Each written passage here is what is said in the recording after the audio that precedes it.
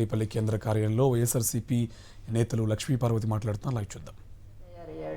నిన్న ఆయన ఏదో పెద్ద పాయింట్స్ లేవదీసినట్టుగా నిన్న అసెంబ్లీలో చూశాను. ఏంటంటే జగన్ గారి పేరు అన్ని పథకాల మీద ఆయన పేరు పెట్టుకున్నారు అని చెప్పి చూపిస్తూ ఉన్నాడు. విద్యార్థులకు ఇచ్చిన సంచి మీద ఒక చిన్న మూల ఇంత చిన్న ఫోటో ఉంది జగన్. నిజంగా జగన్ గారు చేసినన్ని పథకాలు ఈ రాష్ట్రంలో అమలు చేసినటువంటి హామీలు ఎప్పుడైనా మీ జీవితంలో చంద్రబాబు గారు ఎప్పుడైనా మీరు చేయగలిగారా? ఎప్పుడన్నా చేయగలిగారా?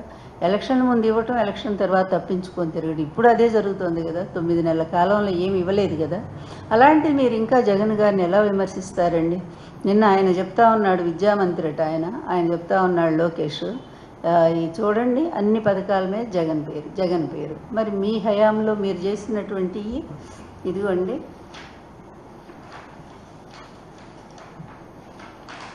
ఇదిగోండి జగనన్న తోఫా, చంద్రన్న తోఫా, చంద్రన్న పెళ్లి కానుక, చంద్రన్న సంక్రాంతి కానుక. ఇక సంచుల మీద చూసారా? ఈ సంచుల మీద, బియ్యం ఇచ్చే సంచుల మీద కూడా పెద్ద పెద్ద ఫోటోలు, మొత్తం చంద్రబాబు మొహమే. ఇక పచ్చరంగు ఎలా పూసారంటే ఆగ్రా నేషనల్ హైవేస్ పక్కన ఉండేటువంటి డివైడర్స్, వాటి మీద కూడా మొత్తం పచ్చరంగే. చెట్టు కనిపిస్తే దాని చుట్టూ పచ్చరంగే, ఎక్కడ రాయి కనిపిస్తే దానికి పచ్చరంగే. ఇంతగా పిచ్చి ప్రచారం చేసుకున్నటువంటి మీరు మరి ఈరోజు జగన్మోహన్ రెడ్డి గారిని విమర్శిస్తారు. జగన్మోహన్ రెడ్డి గారు తీసుకొచ్చినన్ని సంస్కరణలు ఎప్పుడైనా మీకు జీవితంలో తెలుసా అండి? అసలు చంద్రబాబు ఆయన కొడుకు లోకేష్ ఇద్దరిని అడుగుతా ఉన్నాను, ఏనాడైనా సరే రాష్ట్రం కోసం, అభివృద్ధి కోసం, ప్రజా సంక్షేమం కోసం మీరు 45 ఏళ్ళ ఇండస్ట్రీని గొప్పగా చెప్పుకుంటూ ఉన్నారు. ఈ 45 ఏళ్ళ ఇండస్ట్రీలో మీరు సాగించినటువంటి దురాచారాలు, అన్యాయాలు, అవినీతి, అది చెప్పాలంటే ఒక పెద్ద పుస్తకమే అవుతుంది, ఒక పెద్ద గ్రంథమే అవుతుంది. ఆల్రెడీ నేను రాశాను, అందులో ఉన్నాయి, చాలా ఉన్నాయి ఇతను చేసిన అవినీతి పనులన్నిటి గురించి కూడా.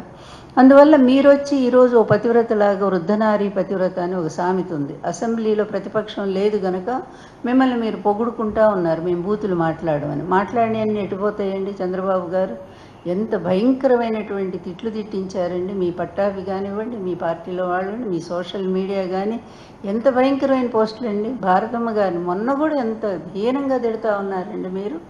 ఇంత దారుణమైనటువంటి తిట్లు తిట్టడానికే ఒక నాంది పలికినటువంటి వాళ్ళు మీరు. తిట్టండి ప్రతిపక్షాలని, ఎంతైనా తిట్టండి అని చెప్పి తిట్టించి ఈరోజు నాకేమీ తెలియదు, నేను అసలు ఎప్పుడు కూడా నేను ప్రోత్సహించలేదని మాట్లాడుతూ ఉన్నారు.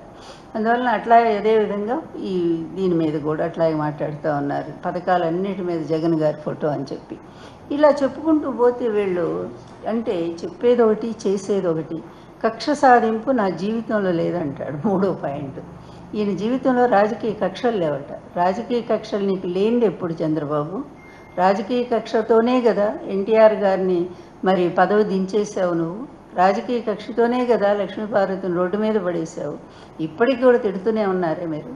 అదేవిధంగా రాజకీయ కక్షతోనే కదా ఆ రోజు వైఎస్ రాజశేఖర రెడ్డి గారి మరణం వెనక మాకు ఇప్పటికి కూడా పెద్ద ఇదే ఉంది. మరి అది ఇప్పుడు ఇంకా ఎందుకంటే అసలు విషయం బయటికి రాకుండా మాట్లాడకూడదు కనుక. అదేవిధంగా ఇంకా చూసుకుంటా పోతే జగన్ గారి మీద మీ కక్ష సాధింపు ధోరణి ఎంత దారుణంగా ఉందండి. కేసు అసలు కేసే లేనటువంటి దాన్ని సోనియా గాంధీతో కలిసి మీరు ఆ రోజు ఎంత భయంకరంగా ఆ అబ్బాయి మీద, చిన్న అబ్బాయి, నా మిత్రుడు, నా స్నేహితుడు వైఎస్ రాజశేఖర రెడ్డి అని చెప్తారే, ఈ ఎంత పచ్చాబద్ధం అండి. మీ మిత్రుడు, స్నేహితుడు అయితే మీ మీద వైఎస్ రాజశేఖర రెడ్డి గారు మీ అవినీతి మీద ఆయన ఎందుకు కేసు పెట్టారండి అప్పుడు? అలాగే మీరు అంత గొప్ప మిత్రులు అయితే ఆయన కొడుకు, ఆయన చనిపోయినాక ఇంకా మరి ఆ బిడ్డకు అండగా ఉండాలి కదా. అలాంటిది ఆయన మీద దొంగ కేసులు పెట్టించి, ఒక లెటర్ రాయించి, తర్వాత అందులో ఇంప్లీడ్ అయ్యి ఆ కేసును భయంకరంగా 16 నెలలు జైల్లో పెట్టించి, ఇదంతా కక్ష సాధింపు కదా. ఈరోజు ఏంటండి, మీరు రాకముందే, ఇంకా ప్రభుత్వం ఏర్పాటు కాకముందే ఎన్ని హత్యలు జరిగినాయండి. వినుకొండలో పాప మా ముస్లిం అబ్బాయిని అతి దారుణంగా, రాషిద్ అనుకుంటా పేరు, అబ్బాయి పేరు రషీద్, ఆ అబ్బాయిని ఘోరంగా చేతులు నరికి, అబ్బా అసలు ఇప్పటికి కూడా దుఃఖం వస్తుంది నిజంగా ఆ దృశ్యము తలుచుకుంటేనే. అలా అంత భయంకరమైన హత్యలు ఎవరి టైంలో చెలరేగిపోయినాయండి. అప్పుడు కూడానండి 95లో 96లో జరిగిన రాయలసీమలో హత్యలు ఒకేసారి 14 మందిని హత్య చేశారు. ఆ అబ్బాయి పేరు నేను చెప్పను.